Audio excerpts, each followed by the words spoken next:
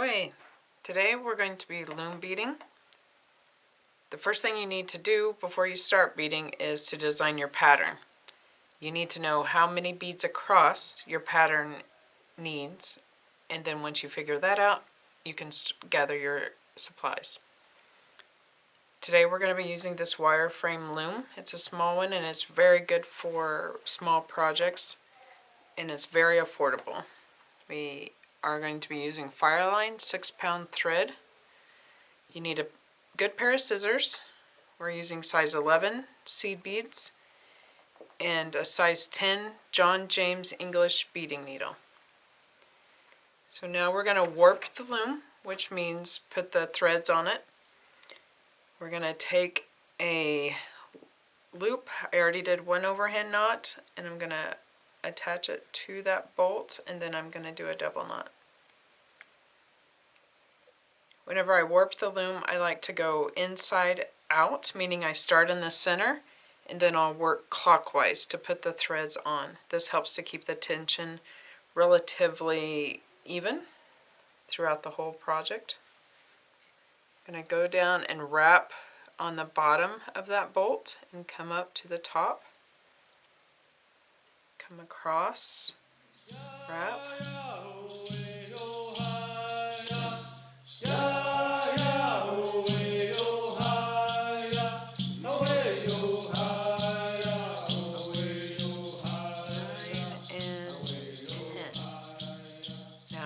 In order for this to be very secure, loom beadwork has a lot of stress put on the outside threads, so we're going to double those up. I'm going to put 9 and 10. I'll wrap it around the bolt here several times, and then I will tie it to this tail.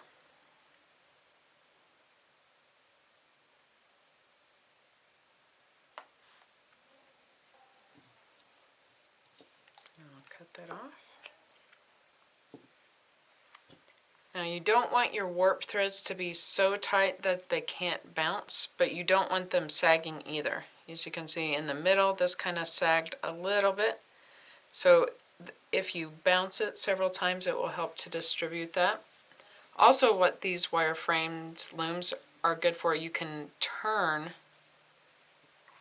the wooden dowels and it helps to straighten it up and tighten it up, but you still want a little bit of bounce in there, so that is good for our project. Now you'll need another piece of thread in order to bead with, and this will be the weft thread. Based on your experience with thread, you want, if you don't have a whole lot of experience, you probably only want 1 arm's length worth of thread. If you have experience beading and you know how to control thread, then you can do a little bit more. I'm going to tie this on to the left edge, the 2 threads there. I'm going to leave about a 6-inch tail that we can later weave into the project. And I'm not going to start my project right up next to the edge here. I'm going to start about an inch away. That gives me a little bit of room, because at the end we'll need to do some work there in order to secure all the beads. If your project ends up being a little bit longer, you can about 1/2 inch. That would give you plenty of room to work with your project. I'm going to thread my needle. With this thread, it's circular, so you want to flatten it, and then that'll make it easier to thread your needle.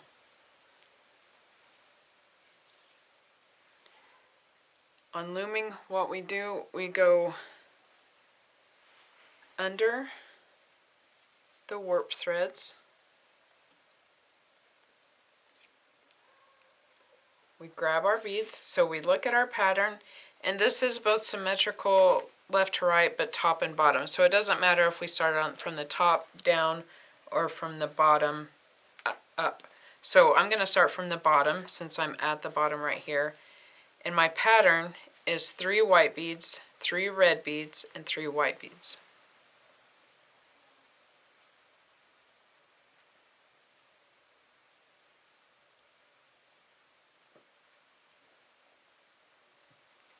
You're going to let those beads come all the way down the thread.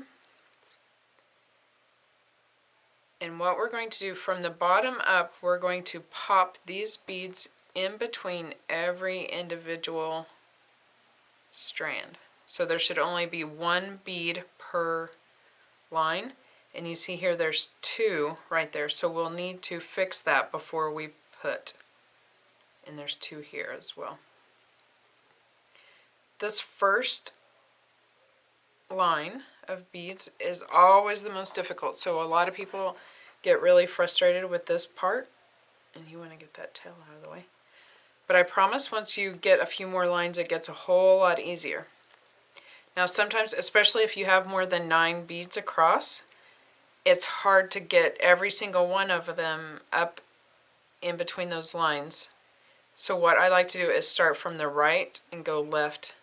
So right now, I'm going to focus just on these 3 white beads. I'm going to stick my needle on top of these threads. We want to make sure our needle goes above the warp threads. If it goes below, then the beads will sag. And then those 3 are secure, so now I can work on the other beads. This is especially helpful if you have a pattern that has a lot of beads wide. So let's just work with the next 3 beads. Those red ones will go 1, 2, 3. And I need to move this white thread or this white bead over, and this over. And then that very last bead will go through. And we will pull.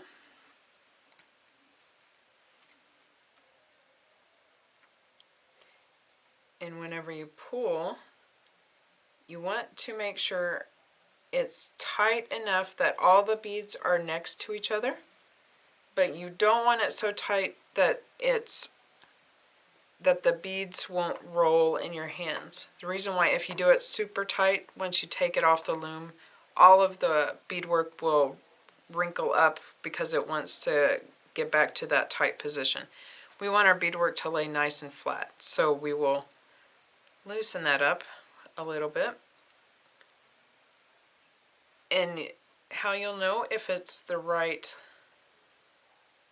tension is if you can roll those beads in your hands like that. If it's too tight, they won't roll. So you'll loosen it up.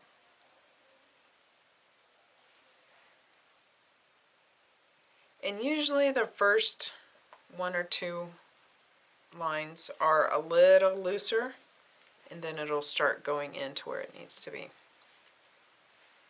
So now we're ready for the second line of our pattern. You can use a marker or a pen or something, or you can actually cover it up with paper to go to your next one. So that's where it's 1 black, 3 white, 1 red, 3 white, and 1 black.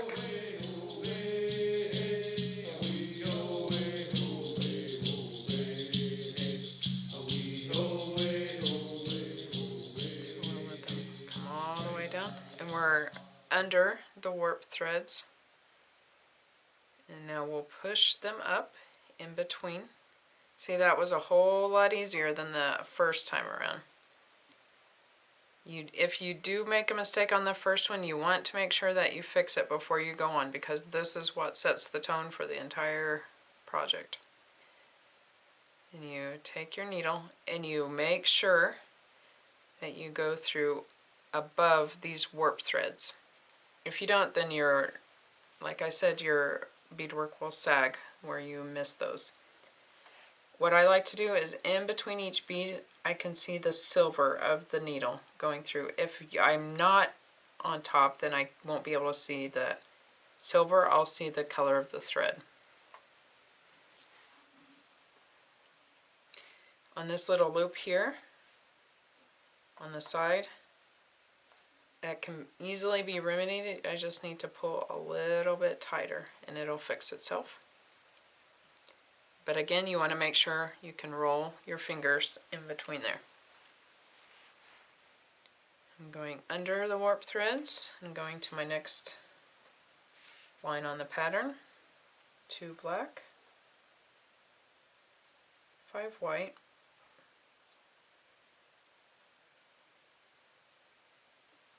and 2 black.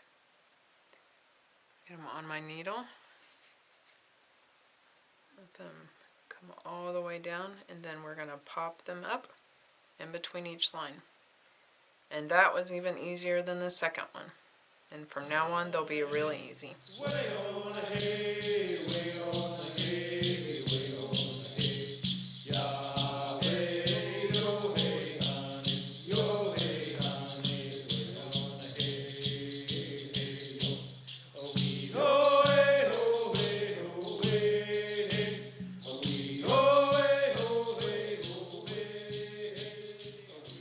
Alright, I'm at the halfway point of my pattern.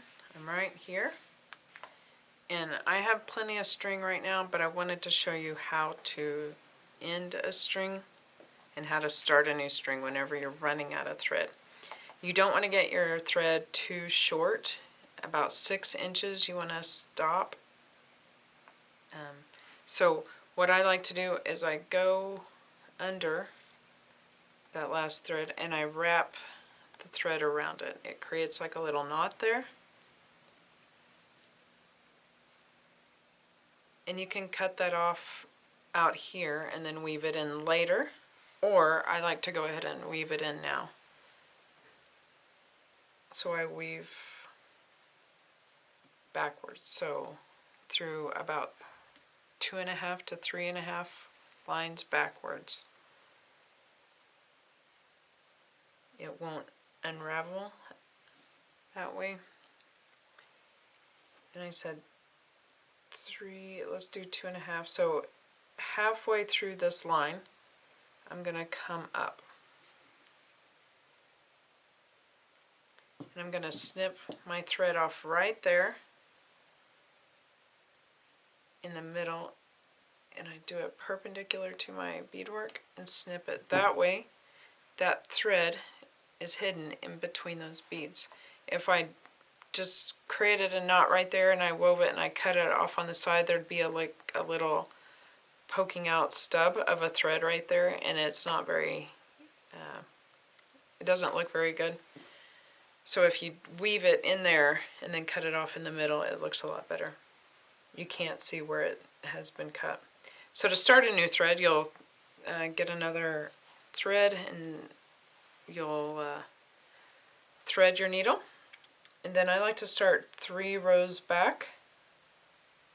And I go through those beads. And I got a little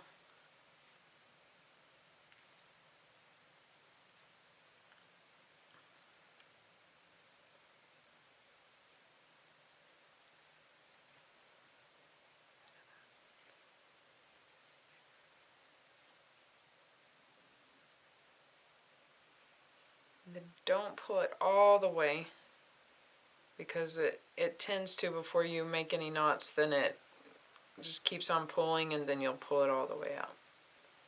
So I'm going to go to that 3rd line where I want to start.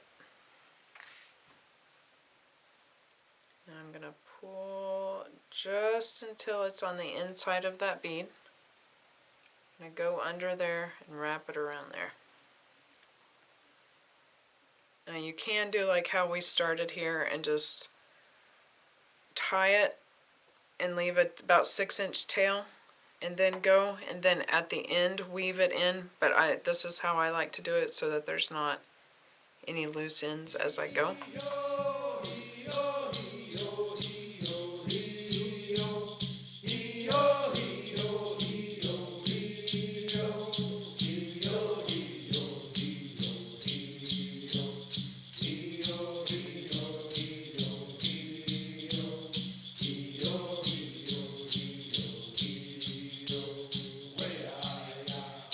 Now the beadwork part is done, but now how do you go from on the loom to off the loom? Some people like to do tape here on both sides, and then they'll end up folding it under.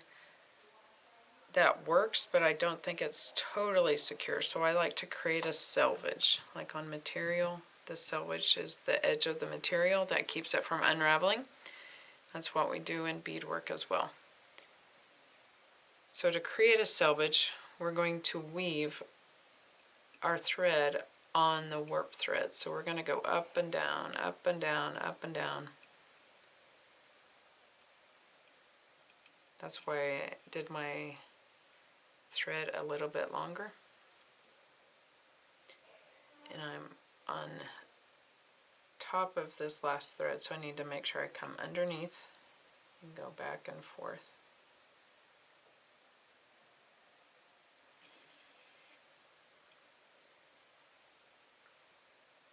So you want to do it about at least 10 times, long enough that it's secure. Then we'll put a dab of glue on it and it will be really secure.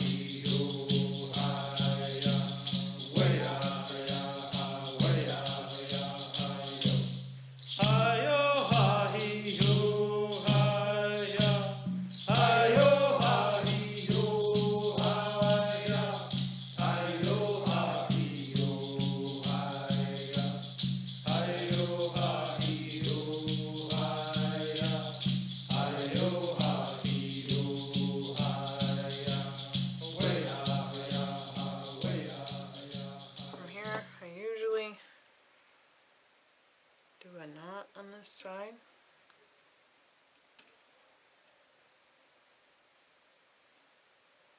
And then I weave inside these threads so I don't have a loose thread. And I'll go up through the middle like what we have done before and then snip it right there.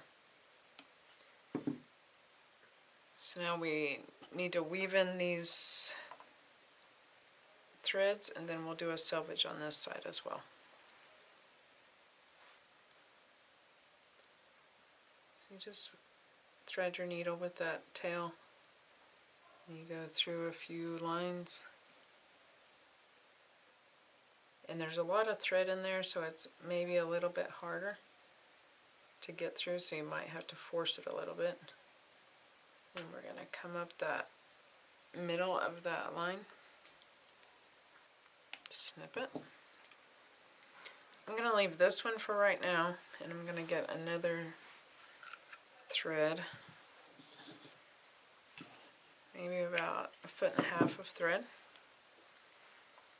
to do the selvage on this side. One trick that I learned is that if you double up your thread, goes twice as fast on this selvage. I'm going to come in this last row here and pull it not all the way through. I'm going to do a little loop.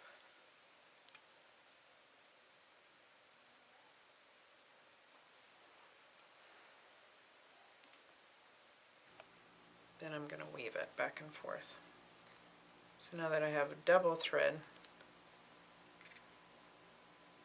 it's that much faster. Here.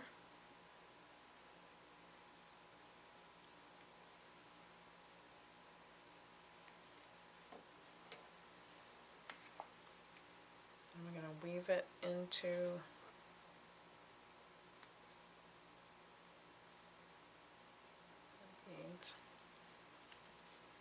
There's a lot of thread in that one, so I had to force it.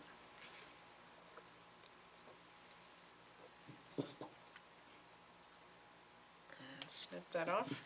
So now we have our beadwork done and the selvage done.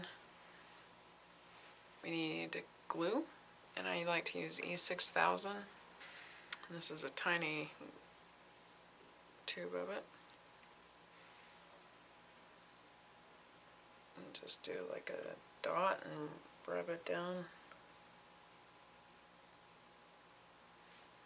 there. You can use a toothpick or something to kind of smear it on there. Or your fingers like I do, and just smear it on, make sure it's all over that selvage.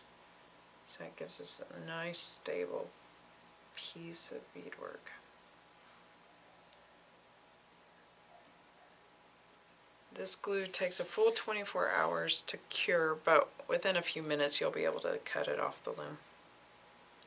And make sure you don't have it all over your beads.